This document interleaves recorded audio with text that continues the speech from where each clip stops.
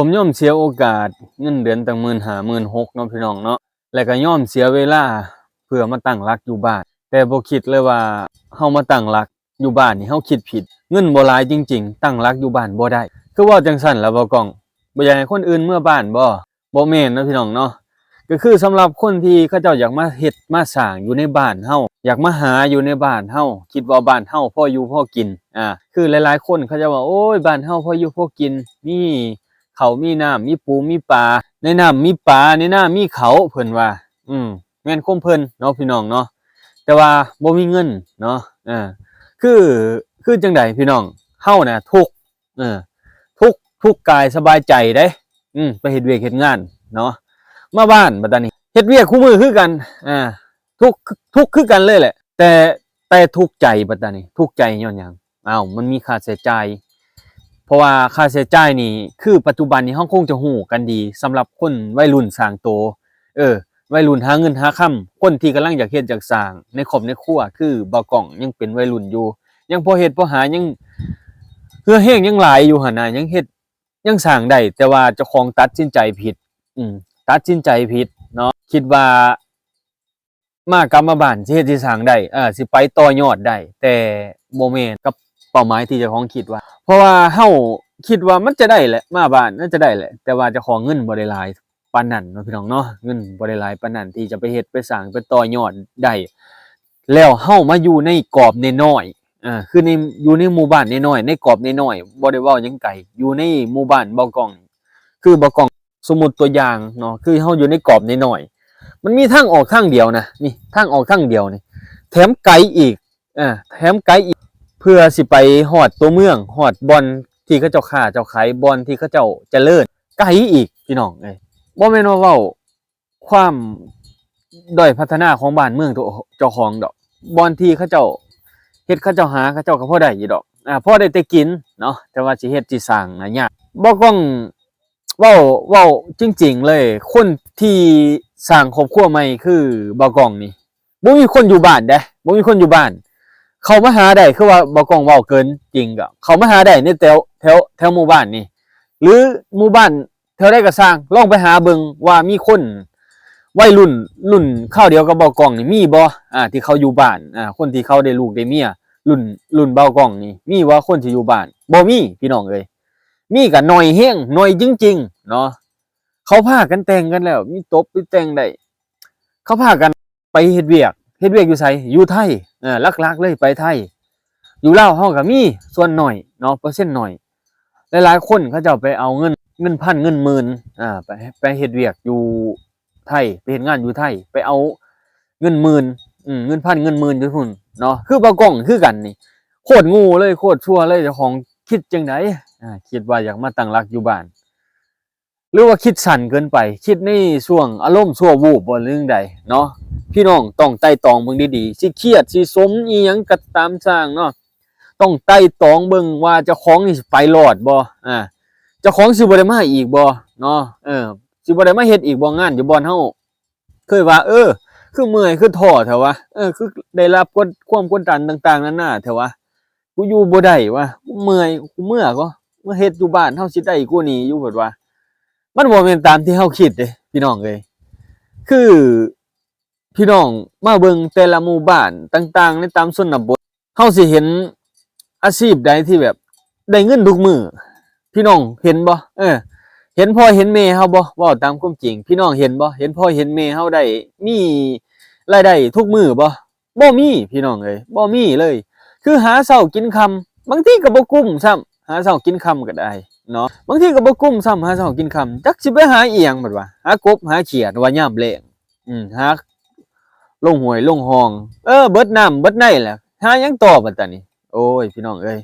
นี่แหละคิดดีๆก่อนที่จะกลับบ้านเดี๋ยวสิตัดสินใจผิดคือเบาก้องมาเป็นตัวอย่างให้พี่น้องคนที่เพิ่นไปสู่ชีวิตเนาะเบาก้องคนหนึ่งที่ไปสู่ชีวิตคือกันไปสู่บากบั่นคือกันเนาะไปสู่เอาเงินเอาค่ำอยู่ฝั่งไทยคือกันเนาะพี่น้องเนาะแต่ปัจจุบันนี่เบาก้องมาตั้งแต่สงกรานต์เนาะไล่มาฮอดตัวนี้เดือน1แหละเนาะเดือนปีใหม่แหละก็สิได้ประมาณ6 เดือน7 เดือนเนาะ7 เดือน8 เดือนเกือบปีแล้วบ่ก้องกลับมา ยังบ่มีหยังดีเกิดขึ้นเลยยังบ่มีอีหยังแบบว่าเจ้าของคิดไปต่อยอดได้เลยเขาย้อนว่าเจ้าของนี่เบากล้องเป็นคนหนึ่งที่คิดบวกที่เขาหาคนหลายๆคนคิดว่าเขาจะหาหยังก็จะเฮ็ดหยังเบากล้องเขาไปถามเบิดเลยเนาะ1เขาจะมีต้นทุนเขาจะเฮ็ดได้แนวใด1เขาจะค้าเขาจะขายเขาจะมีรถมีเรือเขาจะเฮ็ดได้แล้วเขาเจ้าบ่แม่นว่าเขาเจ้าเป็นคนพื้นที่บัดนี้เขาเจ้าไปหาผู้นั้นผู้นี้หาหมู่หาคู่เขาเจ้าต่อกันมาแต่เฮาบ่มีหมู่มีคู่สิไปตีตลาดอีหยังออกไปบางคนก็บอกว่ากองไปหาปลูกผักปลูกหญ้าไว้กินเพื่อบรรเทานั่นคือปลูกผักปลูกหญ้าน่ะมันคือแค่ปลายเหตุต้นเหตุคือเฮาบ่มีเงินรายได้เฮาบ่มีรายได้เฮามีแต่รายออกอย่างเดียวสิเอาเก็บเอากำอยู่ไสบัดนี้บ่มีพี่น้องเอ้ยนี่จุดๆนี่แหละคิดจังได๋ก็ปวดหัวยังว่าอยากกัดแขวอดเอาอยู่อยากไปไทยก็สิอยากไปไทยสิล่มสิตายเลยย้อนว่าอีหยังย้อนว่าเจ้าของบ่มีเงินใช้พี่น้องเอ้ยบ่ต้องเว้าได้เต็มปากบ่แม่นว่าสิอายอีหยังเลยบ่มีอายรุ่นนี้นะบ่ต้องเว้าเลยเนาะคือว่าเฮาบ่มีเงินใช้พี่น้องเว้าจังซี่ซะไผสิว่าจังไดก็ว่าเนาะแม่นอยู่เพิ่นกำลังสิพัฒนาแต่ว่าเฮาสิท่าให้เพิ่นพัฒนาจนบ้านเฮาแบบเจริญรุ่งเรืองอ้าวเฮาจะมาเฮ็ดงอกๆแงกๆอยู่นี่เพิ่งบ่ได้เฮาสิไปตามทันเขาเนาะนอกจากเฮาไปเอาต้นทุนไปหาเงินหาค่ำอยู่บ้านเพิ่นเมืองเพิ่นแล้วไปหาจุดที่เฮ็ดจังได๋เฮาสิก้าวหน้าไปได้เนาะจากที่เฮาเคยมีเฮามีที่มีทางส่ำนี้แต่เฮาบ่มีต้นทุนสิไปต่อยอดสิไปเฮ็ดไปสร้างได้เฮาสินับ1นับ1นับได้อยู่1นี่แต่ว่าเฮาไป2ไปจังได๋บัดนี้ถ้าบ่มีต้นทุน2ต้องมีต้นทุน3ต้องมีที่ทางทำมาหากินต้องมีเส้นทางเจ้าของสิวางแผนจังได๋จะเอาอาชีพใดมาเป็นหลักเนาะเป็นต่อยอดได้นี่บ่ต้องคิดมาเบิดทุกอย่างอยู่แนวแต่ว่าไปบ่ได้พี่น้องไปบ่ได้หยังอันนึงเศรษฐกิจบ้านเฮามันบ่แม่นแบบนั้นบ่แม่นตามที่เฮาคิดบ่แม่นว่าค้าขายแล้วมันสิได้ขายดีเลยได้บ่แม่นคนว่าสิพุ่งพลาดคนสิจับจ่ายซื้อสอยสิให้คนจับจ่ายซื้อสอยจังได๋รายได้กับค่าใช้จ่ายมั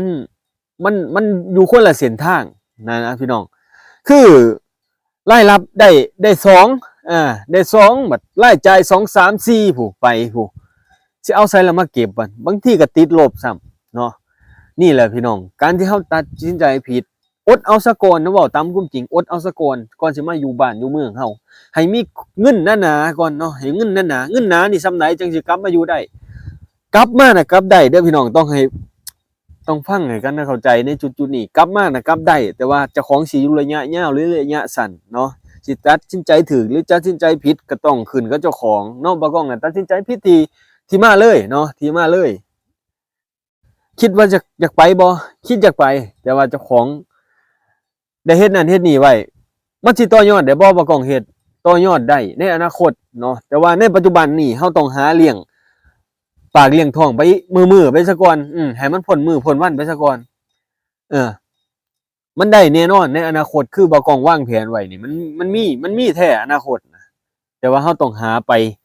ในมื้อนี้ซะก่อนคือวางแผนอีหยังบ่ก้องวางแผนอีหยังเบิ่งเป็น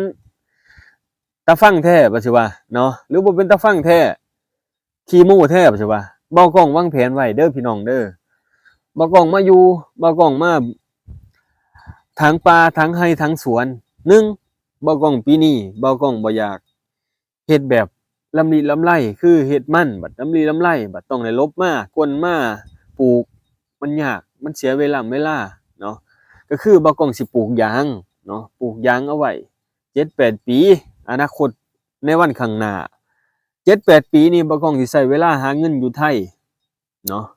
หรือใช้เวลาหาเงินหมุนเวียนอยู่นี่แต่ว่าบ่แม่นอยู่บ้านเจ้าของแน่นอนเนาะถ้าว่าอยู่บ้านเจ้าของนี่บ่ได้